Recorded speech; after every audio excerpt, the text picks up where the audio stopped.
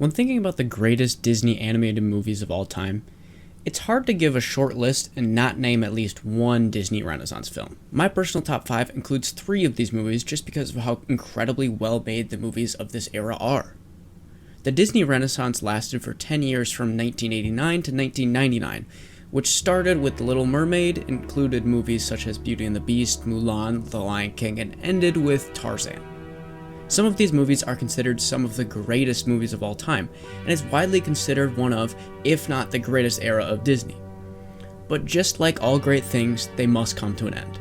The Disney Renaissance came to an end in 1999 when Michael Eisner decided that the musical animated movies were a thing of the past, effectively killing the Renaissance altogether. Following this period was a post-Renaissance era, or as I like to call it, the Second Dark Age. The Second Dark Age is an awkward time period for Disney as they try to decipher what direction they need to take the company. They released more direct-to-video sequels than I have time to watch, and also released movies like Dinosaur, which is so incredibly different from the previous era, it really makes you wonder what the studio was thinking. This era was a minefield, never truly knowing if any movie would be a success, but then one movie shocked audiences with its incredible quality amidst so much mistrust with the Disney Corporation.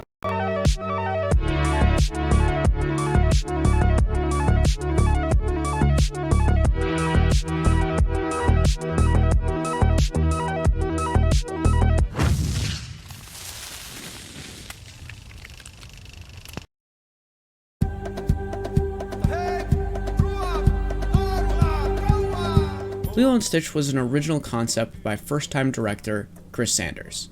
Sanders developed the character for children's books in 1985 that ultimately failed. Sanders and Dean DeBois worked together and co-wrote Mulan. Chris Sanders also was a part of writing Beauty and the Beast, Aladdin, and The Lion King. Both Sanders and DeBois went on to direct How to Train Your Dragon, well, the first one that is, which is the best in my opinion. Before taking on directing for Lilo and Stitch, both of these men had never worked on this side of the production, and then CEO Michael Eisner approached Chris Sanders about directing a movie.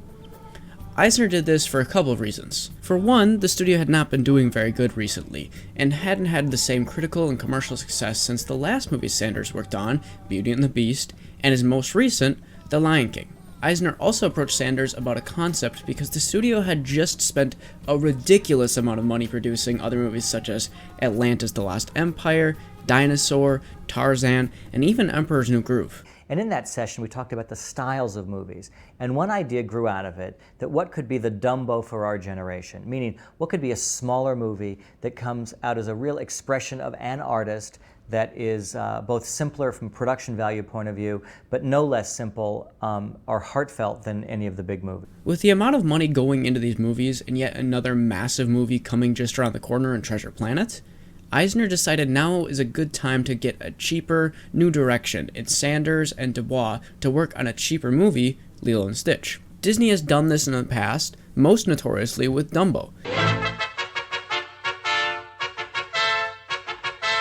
A very cheap movie intended to try and recoup the losses from Pinocchio and Fantasia, which were extremely expensive in relation to Dumbo.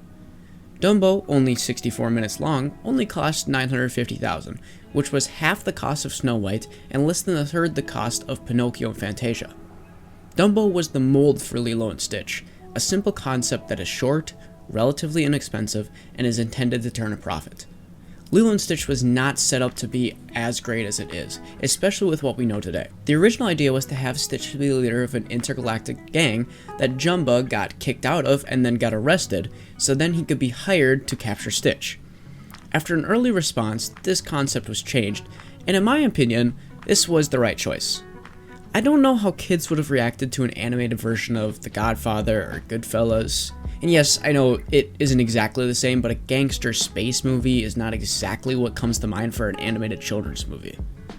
They wanted Stitch to be dropped into a rural forest with animals where he was ostracized. Someone brought up that animals are already ostracized by humans because we don't fully understand them, so it made more sense to have Stitch being placed in the human world, trying to understand how we function, while having the innocence and curiosity of a child also trying to understand Stitch.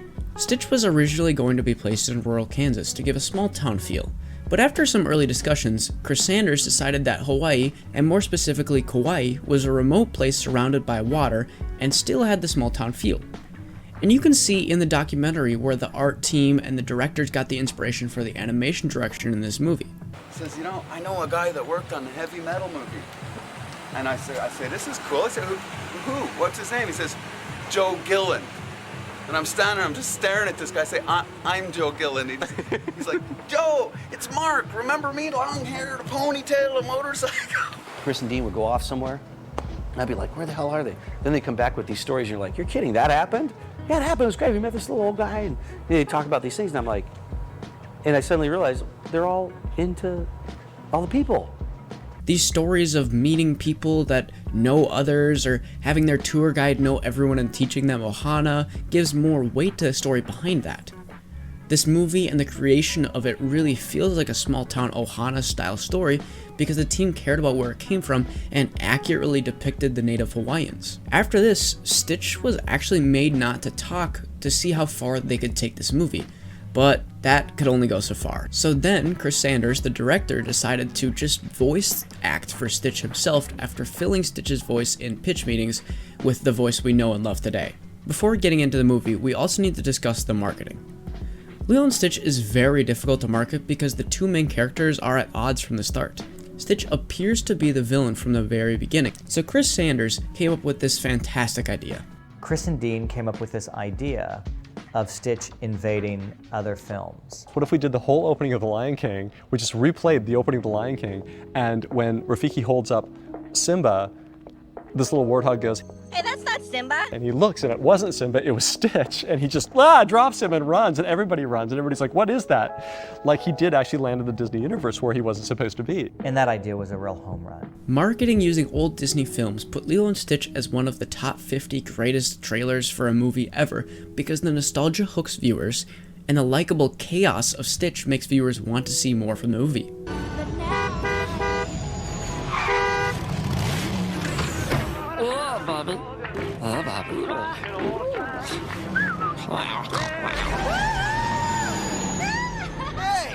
You get your own movie. If they had the same template used from any of the other trailers of the time, it may have encouraged people to watch it, but it wouldn't have made viewers enjoy the movie. Stitch is also a very odd-looking and acting character, so if you make Lilo and Stitch friends in the trailer, and then the movie has them at odds at the beginning, audiences will know the outcome of the relationship, but will also be confused with why they dislike each other, causing them to resent either Lilo or Stitch. We discussed lots of different options, and one of the options was make these little microfilms that maybe show Lilo and Stitch, they're going to the grocery store, and so you get to know the characters. That we felt wasn't a really good option because the whole idea of the film is that these two characters are at odds, and to show them as friends, I don't think was going to be a good thing for the movie. Stitch is hard enough to market because he's unlike anything else. You can't just have him act like a dog or another human because he's an alien trying to figure it out. So the strategy they used was brilliant because it explains in the best way possible what Stitch is and what he's doing in this movie. With all that being said, let's talk about the movie. Lilo and Stitch starts off on a pretty great opening. A lot of people remember the dance number opening as the beginning, but it actually starts with Stitch and Jumba in a galactic court. In this almost 10-minute preface about alien culture, we learn about the creation of Stitch, the intelligence of him, the insanity of Jumba, and the views of aliens on Earth. Stitch's escape is honestly one of the best parts of the movie because without understanding anything he's saying, we can know through his actions that he's designed to be incredibly intelligent. After this, we get the title card with the hula dancing intercut with Lilo going to feed her fish Pudge and her other hobby, photographing tourists.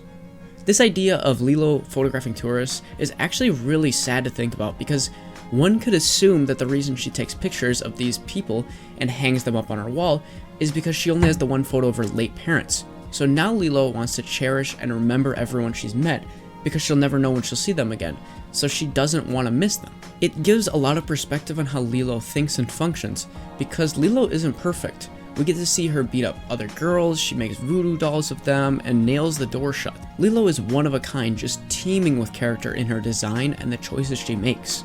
We then see Lilo's relationship with Nani, her sister, which isn't the greatest because Nani has to juggle paying for bills and also growing up herself. Lilo and Nani also have great character development, bickering like sisters, running around chasing each other, and Lilo and Nani having this fallout only for them to communicate better what relationship they both want. Better than you. Go ahead, then you'll be happy because it will be smarter than me too. And quieter. We then cut back to our main character, Stitch, as he has arrived on Earth trying to understand how to function, and we get an introduction to one of his main fears, water. We see Stitch doing everything he was programmed to do, which is survive by impersonating a dog, hiding behind Lilo, and stealing a tricycle to try and run away. When riding around, Stitch soon realizes he's on an island surrounded by water, which is again one of his main fears, because he can't swim and there's no escape for him. Lilo and Stitch go to Nani's job at a luau, which I will discuss later. Nani gets fired, and we get a montage of Lilo and Stitch teaching Stitch how to be more civilized, while Nani is searching for a job. And David suggests going surfing, which is one of the best scenes in the movie. What makes this so great is it shows that Lilo and Nani have a very broken family, but they care deeply about each other, and Nani's just trying her best to make Lilo happy. Stitch is actually excited to go surfing, even though he's trapped by water around him, showing how he's starting to lose his programming, and is enjoying something even though it scares him. Stitch is almost captured by Jumbo and Bleakley, and Stitch now is blamed for all the problems, making Stitch feel lost yet again. Nani then talks to Lilo about how she has to let Lilo go, and sings Aloha Oi, which I'll discuss later. Stitch leaves, and Nani has an opportunity to find a job. Nani leaves Lilo home alone, and Stitch comes for Jumbo and Bleakley to come and blow up the house, and Cobra Bubbles takes Lilo away. Nani had come to accept the fact that she's going to lose her sister, but when the job offer came, she had a glimmer of hope that she could keep Lilo until Cobra Bubbles saw the destruction. Lilo runs away and is captured by Gantu, who's just trying to bring Stitch back. Stitch gets out of the container and now must get the help of Jumbo, Bleakley, and Nani. Of course, they save Lilo, but then Stitch is captured by the Galactic Police, where Stitch will be sent away, and we get Stitch to give this heartwarming speech. This is my family. I found it all on my own. It's little and broken, but still good. Yeah, still good. Stitch stays with Lilo and Nani, and they rebuild the house in a musical montage to end the film. Stitch versus Toothless. One thing you can notice with Sanders and Dubois' style is their relationships built between the two main characters. In Lilo and Stitch, you get a really unique and rich character in Lilo trying to understand Stitch while also be understood herself by those around her. She's incredibly different from those around her, having a pet fish, beating up those she wants to be friends with, making voodoo dolls of all of her friends, nailing her door shut while lying on the ground listening to Elvis Presley. The list just goes on and on. Lilo is jumping off the screen with a very diverse and interesting character. The next movie this duo directed, How to Train Your Dragon, has a lot of parallels in the relationships built. Our main character is misunderstood and just wants to fit in. They meet something that everyone around them is afraid of, but they accept and learn to love it. Hiccup is even more ostracized for his lifestyle because his father is the leader of the group, protecting them from dragons, and Hiccup is just this weak child. All Hiccup wants to do is to be accepted by those around him, very much similar to Lilo, as they both just want to be accepted. Stitch and Toothless are both thrown into a new environment as adversity requires them to befriend humans who mainly are afraid of them. Where How to Train Your Dragon deviates is that Toothless doesn't talk because the story isn't about him, it's about Hiccup. Lilo and Stitch originally didn't have Stitch talk, but Stitch is the main character of the story, the one who grows and learns a lesson, so they need Stitch to talk to progress the story. Toothless doesn't need to grow, but Hiccup and the community do because they're the ones hunting and killing a misunderstood species. Stitch is misunderstood by those around him, but is accepted by Lilo for what he is. Stitch learns how to love others and find a family, even if it's small and broken, because it's more than anything he has ever had before. Stitch becomes attached to the story of the Ugly Duckling for many reasons. He feels sort of like the Ugly Duckling because he's so different. He isn't like anything anyone has ever seen, and he doesn't know what he is. He also runs away with the book and reads I'm Lost because Stitch is lost both physically and mentally. He doesn't know where he is, he doesn't know his family, and he doesn't know where to go. Originally, Stitch wasn't even made to not have a family, but instead be a part of a gang that Jumbo was captured from and then was hired to try to get Stitch back. But by doing this, Stitch becomes a lot less likable in test screenings because there's no motivation to feel for Stitch. So they changed him to be created by Jumba, making him more enjoyable because Jumba sees Stitch somewhat like a son. But also Stitch has this sympathetic background because he has no family and didn't have a normal life. This is a great character change because Stitch is our main character and is very likable even with all of his flaws because we see the good in him and understand why he's destructive and chaotic. All Stitch wants is for his family to come and rescue him, but sadly Stitch doesn't have a family. That's why at the end of the film we get this Ohana speech because Stitch finally puts others' needs above his, finally realizing that it doesn't matter where he came from or that he has no family because Lilo and Nani are his family, making this a fantastic character moment for Stitch at the end of the movie. Hiccup isn't lost in the same way as Stitch because he has a family in his father. His mother died when he was young, and his father is overly protective of Hiccup now. Hiccup is lost because he's a social outcast by the community, and his father doesn't see Hiccup for who he is. Hiccup is like Stitch because he feels like the ugly duckling in his community, mainly because he isn't what all the other men are: strong, brutish, fearless, and dragon slayers. Hiccup can't even kill a Night Fury that's captured, but decides to let Toothless go, which makes Hiccup look weak, when in reality he is the bravest of all of them. Hiccup learns about something his community fears, and not only gets a best friend, but is also accepted for who he is. Both Hiccup and Stitch are the ugly duckling in their story because they're lost, not knowing where to go or what to do to be accepted. Neither of these stories are superior because the point of view character is different in each film, but both of these films are similar when looking at the themes and relationships built between our two main characters. Deleted scenes. Lilo and Stitch has a few notable deleted scenes. Most of them aren't needed in the story, but there are two that I want to talk about. Near the end of the film, when Stitch is trying to rescue Lilo in the spaceship, that sequence was actually meant to be the group stealing a 747 plane and flying downtown where they drive off a building into Gantu. The movie was near the end of production, and then the attacks of 9/11 happened, so the entire sequence had to change to a spaceship in the middle of an unpopulated area because the scene is eerily familiar. This scene is interesting to know like what happened at the times, but what I really want to talk about is where tourists come and ask Lilo about the beach. Hey, speak English? Which way to the beach? What I really like about the scene isn't conveyed well without a little context. Throughout the film, Nani is struggling to find a job after she's fired from working at a tourist trap, a luau. After this, Nani cannot seem to find any job, and the middle of the second act follows her trying to find something with Lilo and Stitch, teaching Stitch to be more civilized. Stitch is told to be more like a model citizen, which leads Lilo to teach him Elvis Presley, the model citizen. Elvis is loved by Hawaii, and for a good reason. He's fantastic. It's at least staying true to the stereotype of Native Hawaiians that they like Elvis, and Chris Sanders said that he always envisioned one of the characters to have a love for Elvis. But it's pretty telling that even in the early 2000s, we're telling non-white Americans to be the model citizen, so the Asian girl is teaching the alien to be more like Elvis. Elvis is notorious for being popular because he appropriated black music, but was a white man, so he appeals to more audiences. This isn't Elvis's fault. Sam Phillips actually did this. He discovered Elvis and was trying to sell black music to white people with a white person. There are examples of him copying Little Richard, Lloyd Price, Chuck Berry, and many more.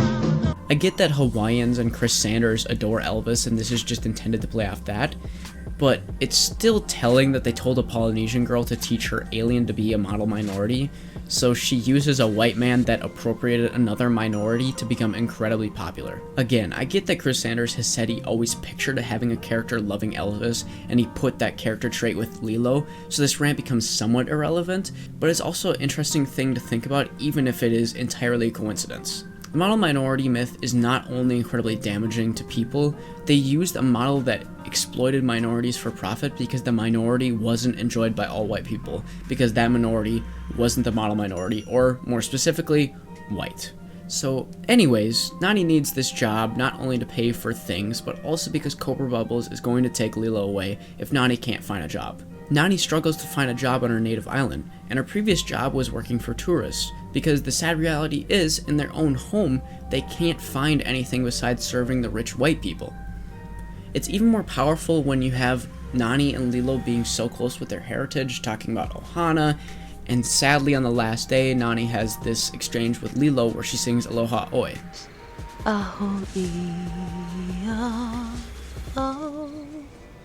Until we meet again. Aloha Oe is a song written by Princess Liliuokalani after the forced annexation of Hawaii by the US government. It's so depressing because Lilo and Nani cannot live together in their native lands because the US government is forcibly taking away Lilo from Nani. Nani sings this because this is her goodbye to her sister, the last in her family, and she is losing the only thing that matters to her thanks to the US government. So you have all these consistent themes of the US government and the Americans being the reason Nani and Lilo are unable to thrive in their own land, and this deleted scene becomes so much more powerful. Oh, look, a real native. Attention tourists! That is a tsunami siren! It warns people with big 100-foot waves are coming! When you hear it, you better run! And I mean run! Lilo never interacts with tourists in the final cut. She and Nani never address the issue, and the movie never mentioned the fact that people are being exploited and losing jobs to serve rich white people coming to appropriate their culture. Tourists, prepare to die! So this scene with Lilo would have done a lot more to address the issue because it shows how racist and rude tourists are to the local people and how resentful Lilo is to these people. I really would have liked it if this stayed in because of the interaction we get to see with Lilo and the tourists that come to Hawaii. But instead we ignore the difficult discussion of race or exploitation because it's a Disney movie, so we ignore the fact that Stitch is being told to be a model minority citizen, so they decide to teach him Elvis Presley. This is why Lilo and Stitch isn't my favorite Disney movie, because they sort of ignore the core issue of what's happening to Nani and Lilo, and it tries to avoid having an honest conversation about what's happening to the Hawaiian people. Lilo and Stitch is a cute, well-made, and clearly very loved movie. I loved it just as much as anyone else, and can see why it's so highly regarded. I just wish Disney would have done more concerning local Hawaiians interacting with tourists rather than being yet another Disney movie. Lilo and Stitch talk somewhat about poverty for native Hawaiians, over-reliance on tourism, and commodifying Lilo in her native land.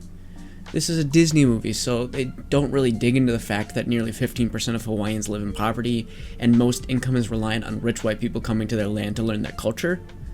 They have some of this in the background with Nani working at a luau and struggling to find a job, but it really could have been something to say had it addressed any of the other real issues facing Hawaiians. I mean, I've seen The Princess and the Frog, and I've watched the other Disney movies addressing race, or, well, more accurately, avoiding the issue of race and systemic oppression, so I know it wouldn't address it in this movie, but a man can dream. As I watch this movie again for the 6th time this month, and watch again through the carefully constructed documentary leading up to the creation of this movie, I continue to be thoroughly entertained by Lilo and Stitch, but always wish there was more to it. The movie wasn't intended to be this massive epic costing millions to make, and really does feel like a carefully crafted indie film made with lots of love. But the addition of tourists exploiting locals would have grounded the story and made me care for Lilo and Nani more. Lilo and Stitch is an incredible movie in a dark period for Disney, but always leaves me wanting more. On TV!